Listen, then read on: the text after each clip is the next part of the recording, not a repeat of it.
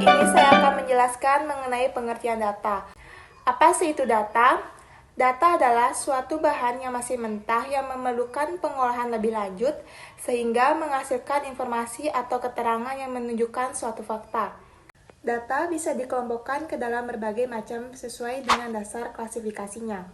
Terdapat 5 macam dasar pengklasifikasian data. Yang pertama itu ada jenis data. Berdasarkan jenisnya, data yang diungkapkan menjadi dua macam, yaitu data kualitatif dan data kuantitatif. Data kualitatif adalah data yang wujudnya tidak berupa angka, melainkan berupa kata-kata. Contohnya, seperti warna rambut, yaitu warna hitam, coklat, dan merah. Data ini banyak diperoleh dari hasil wawancara dan bersifat subjektif. Yang kedua itu ada data kuantitatif. Data kuantitatif adalah data yang wujudnya berupa angka. Contohnya, seorang siswa memperoleh ujian 90 dalam ujian matematika. Nilai ini berbentuk angka yang menunjukkan hasil pengukuran kemampuan siswa dalam mata pelajaran tersebut. Selanjutnya itu ada sifat data. Sifat data terdiri dari 3. Yang pertama ada data dikotomi. Data dikotomi adalah data yang bersifat pilah satu sama lain. Biasanya, data ini tidak memiliki nilai numerik yang dapat diukur secara kuantitatif.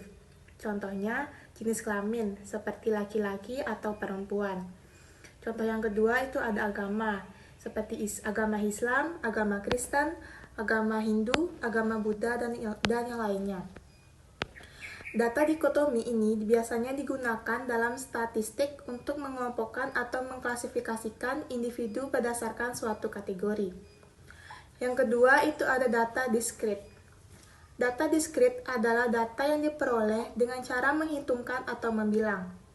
Data ini berupa angka, tetapi hanya dalam jumlah tertentu. Contohnya, jumlah penduduk dalam suatu kota. Misalnya, kota A memiliki 500 penduduk. Data ini bersifat tetap dalam angka bulat dan tidak bisa memiliki nilai di antara dua angka. Misalnya, tidak mungkin ada 2,5 anak dalam satu keluarga. Yang ketiga, itu ada data kontinum. Data kontinum adalah data yang diperoleh melalui pengukuran menggunakan alat ukur yang memiliki skala tertentu. Berbeda dengan data diskrit, data ini dapat memiliki nilai pecahan atau desimal. Contohnya, suhu udara. Misalnya, suhu kota Jakarta adalah 30,5 derajat Celcius. Contoh lain yaitu berat badan. Misalnya, seorang atlet memiliki berat badan 72,8 kg. Yang ketiga, ada sumber data. Untuk penjelasannya, bisa lihat di atas. Data berdasarkan sumbernya bisa dikelompokkan menjadi dua macam. Yang pertama itu ada data internal dan yang kedua ada data eksternal. Jadi, data internal merupakan data yang pengumpulannya didapat dari lembaga atau organisasi di mana penelitian dilaksanakan. Contohnya, pada guru SMP Negeri 1 Banyumas mengadakan penelitian tentang kinerja guru dan aspek yang mempengaruhinya. Jika data diambil dari kinerja guru SMP Negeri 1 Banyumas, maka data itu termasuk data internal. Yang kedua, data eksternal, merupakan data yang didapat dari lembaga atau organisasi lain yang dimana penelitian dilakukan. Contohnya, jika penelitian akan meneliti perkembangan usaha suatu produk tertentu dan dia mencari data di luar perusahaan yang bersangkutan, misalnya di Biro Pusat Statistik, maka data tersebut adalah data eksternal. Yang keempat itu ada cara pengumpulan data, di mana cara pengumpulan data ini terdapat ada dua. Yang pertama data primer dan data sekunder. Nah, data primer itu merupakan data yang diperoleh dari sumber pertama, atau dapat dikatakan pengumpulannya dilakukan sendiri oleh si peneliti secara langsung. Nah, contoh dari data primer itu yang pertama penelitian pasar suatu bisnis butuh riset tersendiri agar bisnis tersebut berjalan dengan baik. Nah, dari suatu bisnis bisa mengumpulkan data primer tentang kondisi pasar. Nah, saat sebuah perusahaan mengeluarkan suatu produk HP, maka perusahaan tersebut bisa melakukan data dari banyak konsumen secara langsung. Yang kedua itu ada data sekunder, di mana data sekunder ini merupakan data yang memperoleh dari sumber kedua. Data sekunder adalah data yang digunakan atau diterbitkan oleh organisasi yang bukan pengolahnya. Contoh dari data sekunder adalah statistik pemerintah, data yang diterbitkan oleh lembaga pemerintah seperti BPS, Badan Pusat Statistik di Indonesia. Dengan demikian, data sekunder mempunyai dua makna. Pertama, data yang telah diolah lebih lanjut, misalnya dalam bentuk diagram atau tabel.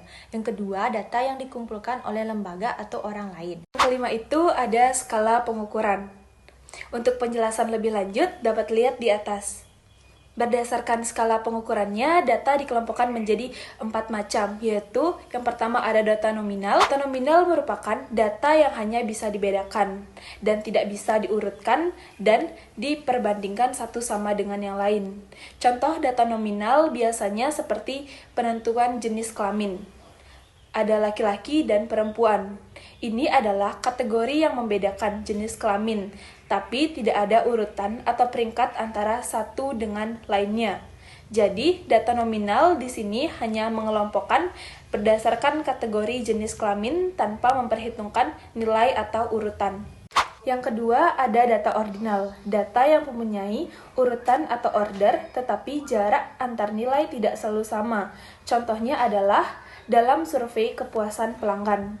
Kamu diberi pilihan seperti sangat tidak puas, netral, puas, dan sangat puas. Urutan ini menunjukkan tingkat kepuasan. Jadi, data ini bersifat ordinal. Artinya adalah sangat puas lebih tinggi daripada puas, tetapi kita tidak bisa mengatakan bahwa selisih antara sangat puas dan puas sama dengan selisih antara tidak puas dan netral. Yang ketiga ada data interval. Data interval adalah jenis data yang jarak antar nilainya selalu sama, tetapi tidak ada titik nol yang mutlak. Contohnya adalah suhu dalam Celsius. Misalnya, suhu 10 derajat Celcius ke 20 derajat Celcius jaraknya adalah 10 derajat, dan 30 derajat Celcius ke 40 juga jaraknya adalah 10 derajat. Tetapi endol nggak berarti tanpa suhu, cuma angka yang dipakai untuk skala itu. Yang keempat, ada data rasio. Data rasio ini mirip dengan data interval, tetapi ada satu hal yang penting yang menjadi pembeda, ada titik nol mutlak. Artinya, angka nol di data rasio berarti tidak ada atau kosong. Contohnya adalah berat badan. Jika kamu memiliki berat badan 0 kg, itu berarti kamu tidak punya berat badan sama sekali.